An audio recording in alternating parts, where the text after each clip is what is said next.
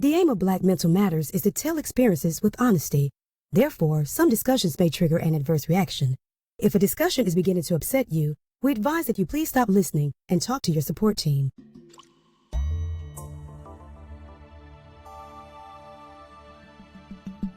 Well, ladies and gentlemen, boys and girls, welcome once again to Black Mental Matters, where we talk about how our community shows up, heals, and thrives, not just in clinical spaces, but in the everyday struggles and victories of life. For today's guest, man, I'm excited. The definition of resilience and purpose, none other than Bobby Howard. He grew up in Pittsburgh, Pennsylvania. He excelled in multiple sports. I'm telling you, this boy is bad on the football, basketball, you name it, playing everything, marbles. He'd take you on before he landed a football scholarship at Indiana University, man, down in Bloomington. He went on to the NFL, that's right, the National Football League with the Tampa Bay Buccaneers. But then at the age of 28, life threw him a devastating challenge when kidney disease changed his trajectory. Through a life-saving transplant, Bobby turned pain into purpose, dedicating himself to organ donation advocacy and community leadership. His story is one of survival, service, and strength. So let's get into it, and let's give him a big round of applause. Ladies and gentlemen, there he is, number one, Bobby Howard. Hey, good morning, Vince. The crowd went crazy. Well, welcome to Black Mental Matters, Bobby, man. Your story is definitely powerful, and first of all, it's good to see you again. We met via a good friend of both of ours, B.J. Johnson, and you've been doing some great things with the National Football League, the retired players. Then I saw you at the organ transplant games, the transplant games there in Birmingham. So it's great, man. But let's take it back to the beginning. Growing up in Pittsburgh, what role, Bobby, did sports play, in shaping you as a young man? Well, Vince, growing up in public housing and being the youngest of 11, I pretty much didn't have too much of a choice, with 8 brothers, and they were all active in athletics, and I just followed right behind them, tagged along with them, and played with any sport that we got into. And growing up in Pittsburgh, real unique, our summers weren't very long. And so, we had to make do with what we had, playing stickball, street hockey, turned into ice hockey, all those things. And it just was a passion. And because that's all that we did growing up in public housing and, outside of school. And, we didn't have the luxuries of cars and a lot of things back then. So we had to make it do what it did. And what it did was prepared me to where I am today and how it got me along in life thus far. That's right, man. Yeah, you mentioned stick hockey, ice hockey, up there in Pittsburgh, which is a steel town. I'm from Gary, Indiana, and we did the same things, man. We played roller derby, and later in life, people don't know that not only did PA for basketball, but hockey as well. And hockey's a heck of a game, man. You got 6'5" dudes on blades with sticks. It's a crazy game. A lot of black folks hate it hockey. It's That's crazy, right. man. Yeah. Yeah. Well, then you got that scholarship, man. You came to my state, my home state, Indiana University. I know that was special for you, like you say, coming out the projects, man. Well, Vince, the most important thing, the reason why it was so special for me is that, I lost both my parents at an early age. Being the youngest of 11 and a big age gap between me and my next sibling. And, my dad died when I was 10. My mom died when I was 14. And one of the things, my mom was great. She was awesome. She got me involved in a lot of things. But she knew that she wasn't going to live. And she told me that. And in her preparation for her transitioning, she would always share with me. She said, I want you to go to college. I want you to go to college. Make me proud. You'll be the only child of mine to go to college. She said, go to college. Don't follow in the footsteps of your siblings and your other relatives. I want you to get out of here, go away, and don't come back. And so it was real important to me to follow and make what she wanted for me be a reality for me and for her, even though she wasn't here. And Vince, let me share with you is that one of the things that that prepared me. And one of the things that I struggled with, but I had to realize the journey that I was on. The day that my mother passed, it was very interesting because I was named Player of the Week in Mm, football, from a high school. And my mother was in the hospital and she was in a coma. And I told my older sister, I said, "Hey, I'm going to be on television." It was television show was called Pittsburgh Today, and it was coming on around noon. I said, "Hey, why don't you put the TV in front of mom? And if she heard my voice, maybe she'll wake up." mm. And so I did the show. And when I got home, they had told me she passed away. And, over the years, I struggled with it, but something dawned on me to realize, I said, you know what? Maybe she felt that I was going to be okay Yes. and said, my baby's on TV. He's doing a good job. Now I could rest. So I had to take that. That was a driving force for me to be successful and to work really hard for everything that I've achieved. Oh, beautiful story. And Bobby, I can assure you she heard you, man. We got so much in common. I lost my mom as well, man. So I felt every word of the story you just told. I'm a baby boy. And Mm. man, so thank you for sharing. And not only did you make her proud by going to college, but you went on to the NFL, man. You put on that uniform, the Tampa Bay Buccaneers. I know that was something special, huh? It was, growing up in Pittsburgh, being around the Steelers and all the professional teams in Pittsburgh that I was around and associated with, because Pittsburgh back then was a unique town. It was nothing to be in the Commons area playing basketball when you got Franco Harris, Lynn Swan, and all these guys just come over and play pickup basketball and talk to you. Some of the Pittsburgh Pirates, Willie Stargell, Rennie Stennett, Manny Man. Shangan. I mean, these great guys. So, Randy Stennett. Oh, I haven't heard that name in you so know, I was a huge Pittsburgh Willie Stargell, like you say, yeah, yeah. man. So, Roberto yeah, Clemente. yeah. So having that opportunity and then, getting the scholarship to go to Indiana University, was almost like a dream come true.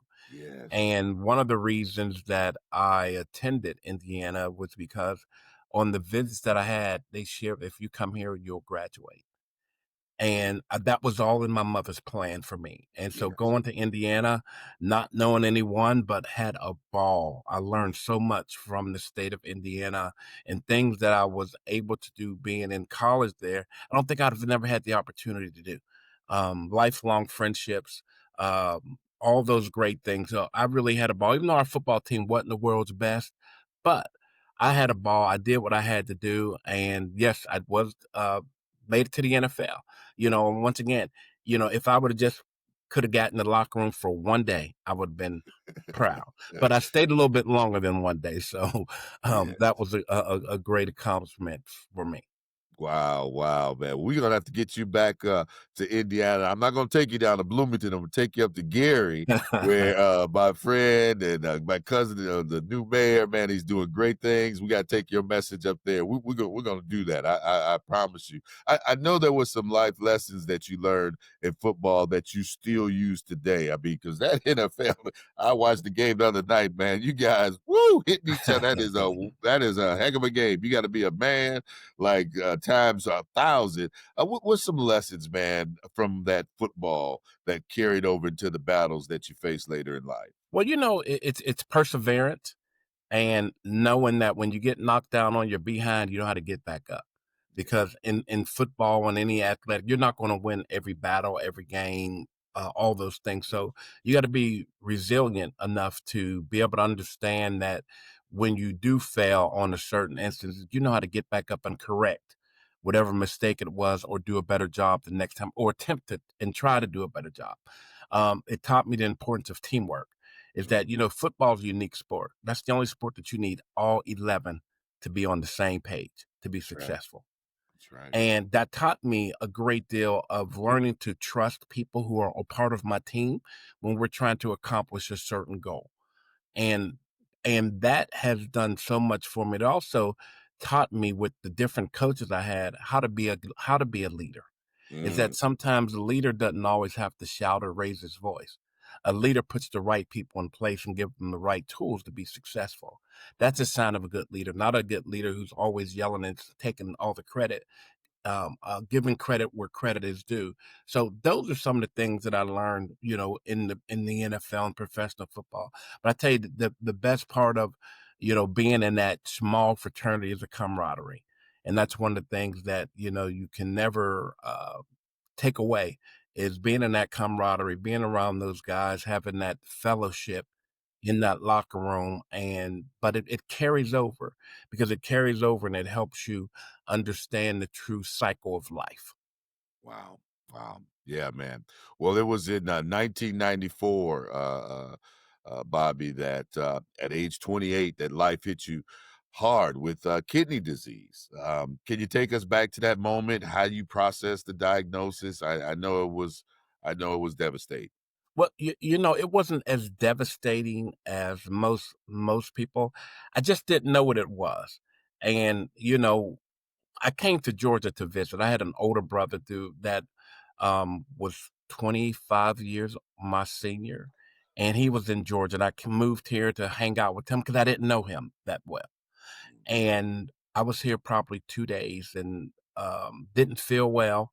And his wife, said, "Hey, let's get you to the hospital. You're not doing well." And that's when I was diagnosed with end-stage renal disease.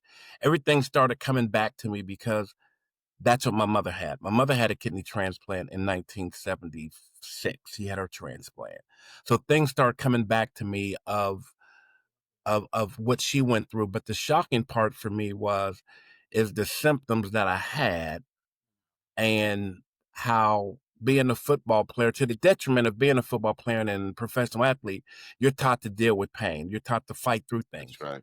Yeah. And that's what I did. I fought through some things till I couldn't fight no more. Where the day I was diagnosed, my blood pressure was probably 270 over 140 something. Oh my goodness. It was extremely high. And they were like, "How are you walking around, with a blood pressure like this?" So going through all of that, and they, told me that I was in renal failure and I need to go on dialysis. My thought was that I could get a transplant the next day. I didn't understand the waiting list. And once they explained it to me, it was like, "Hey, this is life. I've beat a lot of things. I've done some things that many people thought I would not do. People in my community thought I would never go to college. People thought I would never play in the NFL. People thought I wouldn't be successful. That I would be like the people in my community." So I took it on as a challenge. It wasn't, I said, before it beats me, I'm going to beat it. Yes. That was my attitude. So I wasn't shocked or upset or anything. I like, okay, it's a part of life. Let's deal with it. You could have gone quiet, man, after getting your transplant. Like you say, it's not that easy. It's not like you can get on the phone, call, go online. No, there's a waiting. So and you achieved receiving the transplant and could have again gone off quietly, but instead you became a voice and a leader. And I want to thank you, especially from our community, the Black community, because that's something that we need to know more about organ donation. And now you, as the executive director, LifeLink of Georgia, multicultural donation education program, explain to my Black folks, man, explain to everyone, is multicultural, and I love everybody. But, this is Black Mental Matters and how we process things, why it's so important for us to, have knowledge of and participate in organ donation. Vince, one of the reasons why I do what I do, it's not my calling. I've been, how people say, the ministers say they were called to preach the word. They were called to follow in our Savior's footsteps. I was called to do this because many people don't survive the way that I did. I only waited 7 months to receive my transplant, and going through this, I had said, I was talking to one of my technicians one day, and I made the comment. I said, if the Lord ever blesses me to get off this machine and get a transplant, I said, I'm going to do everything in my power to make sure that other Blacks understand the importance of life, understand the importance of health, understand the importance of not wanting to be on this dialysis machine, and understand the value of transplants. And probably a week later, I got my transplant. And Mm. so I had to follow that because that was the path, and that was the word that I got, is that I want to use you as my ambassador because I am still in the healing business. And I want to use you as that vehicle to let people know that I run this thing. I'm in charge, but you're going to be the voice for me to get other people to understand. So in our community, it's very important. Right now, currently in the state of Georgia, we have about 3,500 people waiting for life-saving transplant for all organs. But Wow. kidneys are number one in the country and in the state.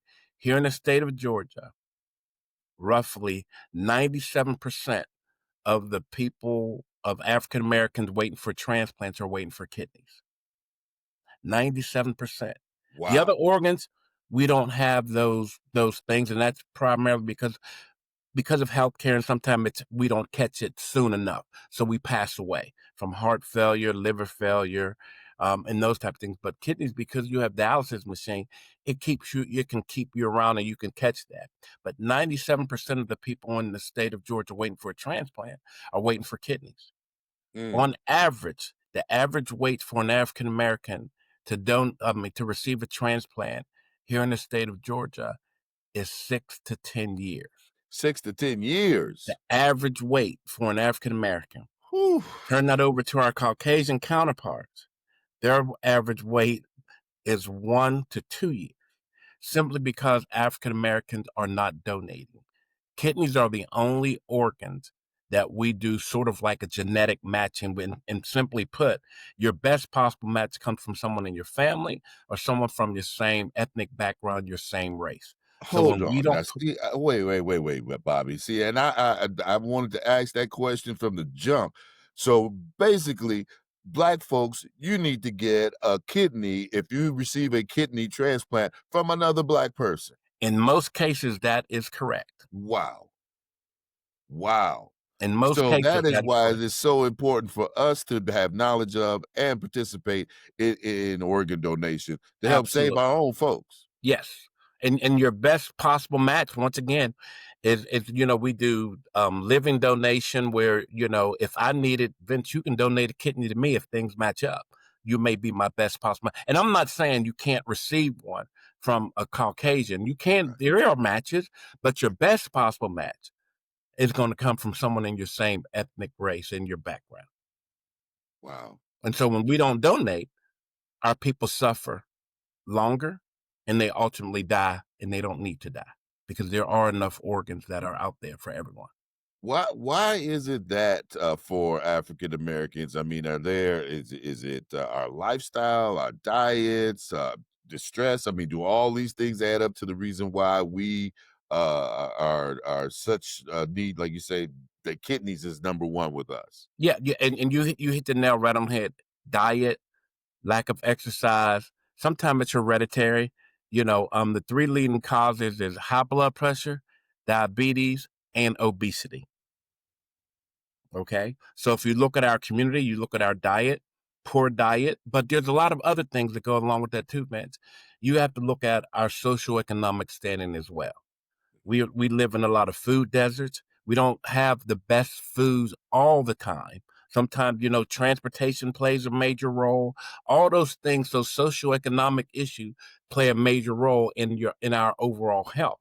And so when we don't have access to a lot of things, lack of health care, because if you may have something, but if you don't have health care to get it treated, you wait around, then it's too late. Then you're on dialysis or you pass away because of X, Y, and Z. So there's a lot of factors. So what I try to do and what we try to do and my team try to do, we try to educate the community on all these kind of different things. We also try to provide resources. I get the question a lot, Mr. Howard, it's very expensive to eat healthy.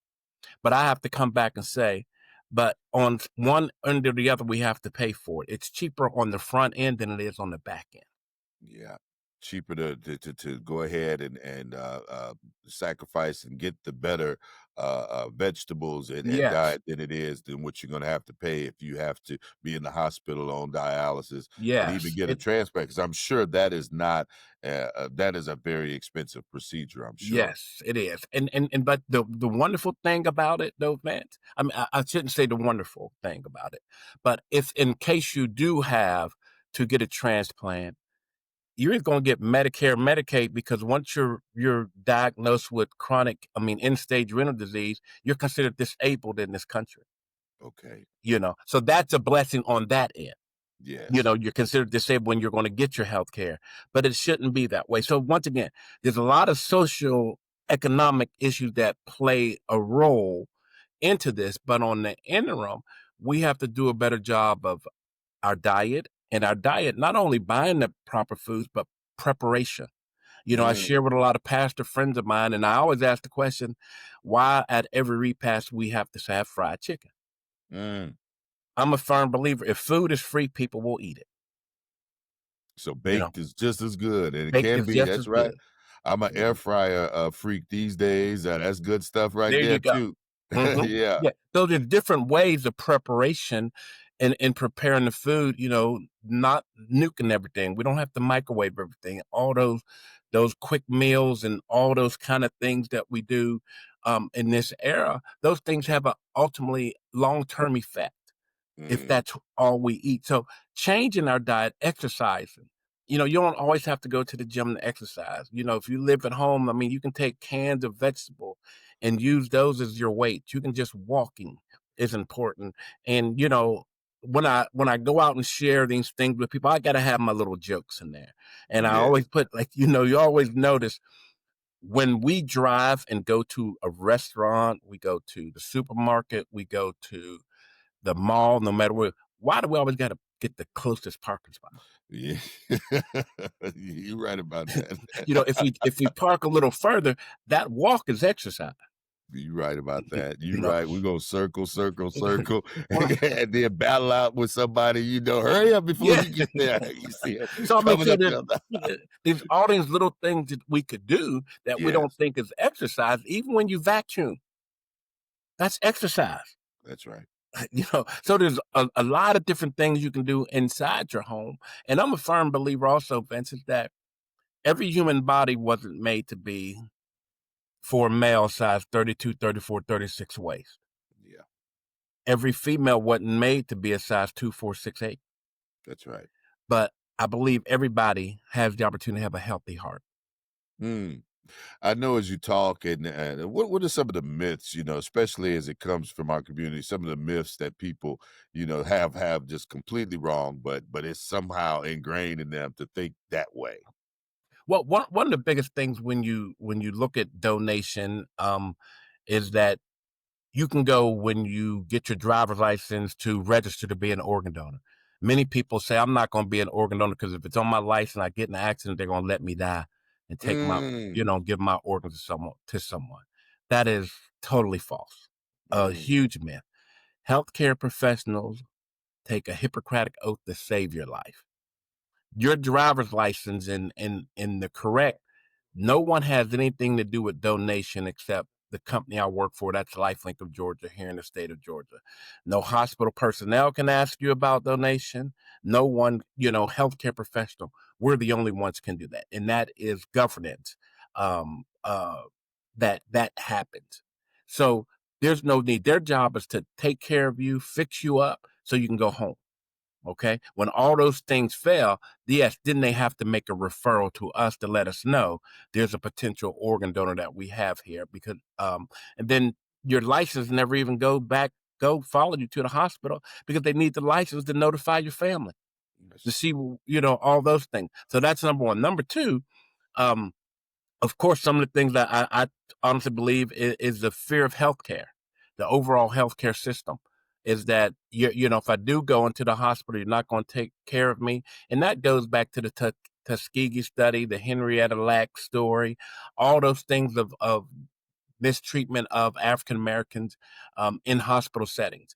Once again, they're there to save your life, not take your life away. The other part of it is that if I do donate, I only want my organs to go to someone who looks like me, who's from my same ethnic background. Although we can't guarantee that, but if you look at the statistics as I just rattled off, the likelihood of your organs going to another African American are very high. We just can't guarantee it. But the cool thing about this whole process is that you can also do what we call directed donation. Basically means if you know someone, like if you lose a loved one and you want them to be an organ donor, but if you know someone who's waiting, you can direct that organ to that person if it's a match. Wow. Wow. So that's good stuff. Good stuff there. Yeah, and living, can you give, can you donate kidneys as you're living? I mean, it's Yes. so talk about that a little bit in the time that we have left. With the kidney donation living, we don't do that. That's done by the transplant centers. And Vince, we have 4 transplant centers here in the state. We have Piedmont Hospital, Emory, we have the hospital in Augusta University, and then we have for children that's at CHOA, Children's Healthcare of Atlanta. Those are the 4 transplant centers. So if you know someone who is waiting for a kidney, they may ask you, "Hey, can I have one of your kidneys?" You can donate one of your kidneys while you're living, and if all the markers check, then that could happen.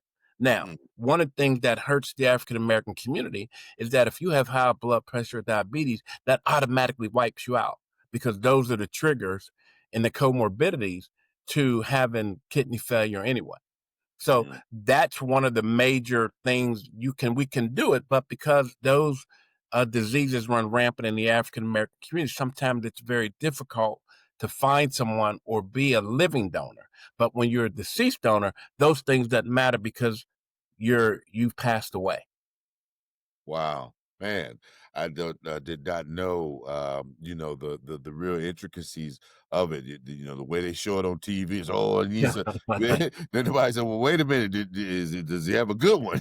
First of all, does he? Oh Yes. man, okay, okay, Bobby, this is and I really again thank you so much for what you do, standing out there. You serving on board Georgia Transplant Foundation, UNOS, 100 Black Men, even the Concerned Black Clergy, National Football League, professional, the retired players, donate life for me. How do you balance it all, man? And you're a recipient, so that tell you right there how successful organ donation can be. But how do you balance it all, man? It goes back to football. It's called scheduling, and it's called scheduling and being purposeful. I only do things that are near and dear to my heart, and doing things that benefit others. I often share with my friends, and when I speak, and say, if my life for the end of the day, I'm going to leave here with a smile on my face. That I am Yes. going to know that I made an impact in some kind of way to someone, and being involved, that keeps me busy, that keeps my mind sharp, that also allows me, it's almost like my social life, all these organizations. But I believe if you have a voice and you have something that you want to say and something you can help, you have to stand up and get involved. And, so many people, I always say, we always have the meeting after the meeting. I want to be in the meeting. I don't need a meeting after the meeting. I want to be in the meeting. And so that's why I'm involved in so many things, because all of them bring something different. And what I bring to the table is health. All those organizations that you mentioned, I'm always bringing about health. With our NFL players, we just did an event the other night with prostate. you know, I spearheaded that to bring in prostate, working with our NFL guys so our guys can get checked. That's about health. So it's about living a healthy lifestyle, and it's about understanding what your body can do, but it's also understanding your purpose here on this earth. And I've had my transplant now. October will be 31 years that I've had my transplant. And it's just truly been a blessing to Yes. be able to give so much to so many. And I wouldn't change anything of that I've been through in my life. It's been a purposeful life. I understand my purpose here on this earth, and I want to live it out to the day that I leave this earth, of living my purpose. This show is called Black Mental Matters, and how we deal with life's ups and downs, and the way you just articulated that, man. I mean, that's what I'm talking about. You may be given lemons, as they say, but what you got to make out of it, Bobby? Lemonade. Lemonade. Matter of fact, you may even make I don't who you can make whatever you want out of it, but you gonna make it work and make it work for you. And man, I mean, it is just amazing, and you are just a testament that even in the darkest time, purpose can shine through, and that's what we want people to say. What when it's all said and done, and I think I already know this answer, Bobby, but what do you want that legacy for you to be remembered, man? Well, you know, Vince, when you look and when we pass away, people are going to remember, I was born in 1964, and whatever those last four numbers on my grave marker will be, no one will ever remember. But what I want them to remember is that dash. What did Bobby Howard do with that dash? So whatever you remember in that dash, that's how I want you to remember me. Mm. Well, I remember a great man who from day one has impressed me, and then I saw him impress so many others as he talks about this great journey. How can people, if they want more information about organ donation, would you please let them know how? Sure. If you want more information about organ donation, you can visit our website, which is lifelinkfoundation.org. If you want someone to come to speak at your church event, your school event, any kind of event you may have, once again, you could reach us at lifelinkfoundation.org, and you can ask for Bobby Howard, or you can reach us at 770-225-5465. Once again, that's 770-225-5465. And we'd be more than happy to come out and give you all that important information so you can make the best decision for you and your family. Ladies and gentlemen, once again, number one, Bobby Howard. He shows us that you can do it, that for surviving, saving lives, from the NFL field to a hospital bed, surviving, saving lives. Resilience is more than just a word, it's a way of life. And for our listeners, if you haven't already considered becoming an organ donor, because one choice can save multiple lives. Bobby, I want to thank you so much for sharing your journey and for reminding us that Black mental matters. You're very welcome. If you enjoyed today's episode, share it with a friend, subscribe to the podcast, and visit us online at blackmentalmatters.com. Until next time, I'm Vince the Voice, reminding you to keep pushing, keep healing, and keep believing. God bless everybody.